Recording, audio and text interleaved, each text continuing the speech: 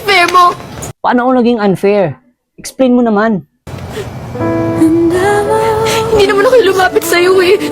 Oo, hindi ikaw yung lumapit sa akin.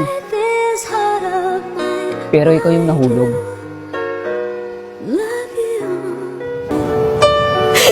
Ikaw yung pumasok sa buhay ko.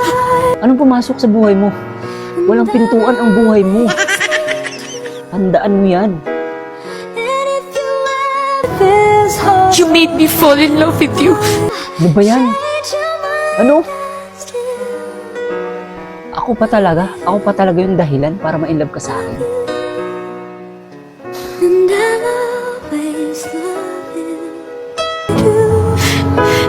Tapos ganito na lang? Anong ganito na lang? Explain mo naman sa akin. Iiwan mo na lang ako sa ere, ha? Anong iiwan sa ere? Hindi kita iiwan sa ere. Wakwak ka ba?